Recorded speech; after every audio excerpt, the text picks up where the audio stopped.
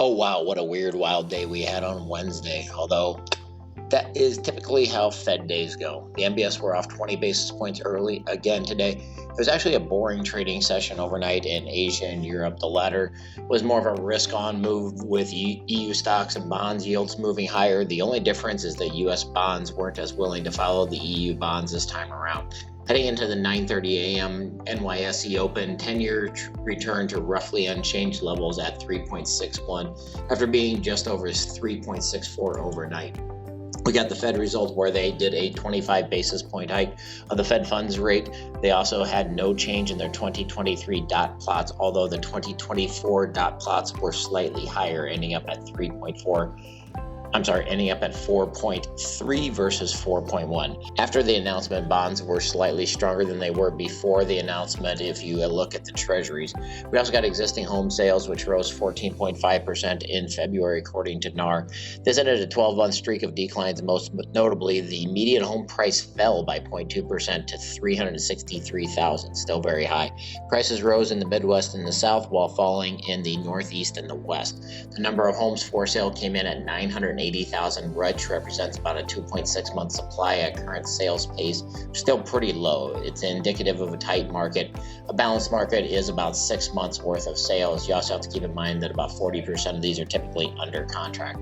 First-time home buyers accounted for 27% of sales, which is a pretty low percentage. First-time home buyers accounted for 26% in 2022, which was a record low.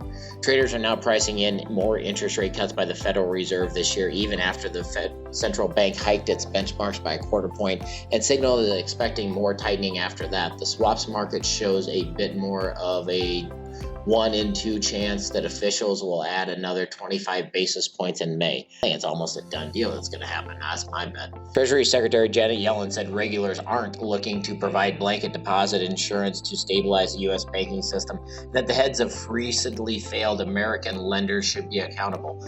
Her staff is studying ways to temporarily raise the federal insurance cap above $250,000 without congressional approval in the event of a crisis grows. So not going to provide extra help, but we're going to try to come up with rules to provide extra help. Yellen's knocking it out of the park with the double messages this last week or so. Today promised to be one of the most interesting Fed days in a long time, and it did not disappoint. Despite a 25 basis point rate hike, even worse dot plot than last time, which the Fed now sees rates staying a quarter point higher in 24 than they did before.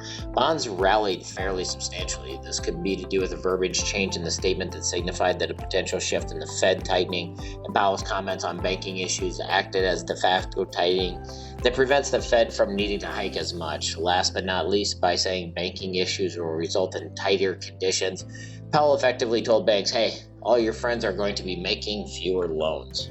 So it ended up in a very rocky day. So we ended up at up 39 basis points, which is actually was a 59 basis point improvement versus the lows of the day.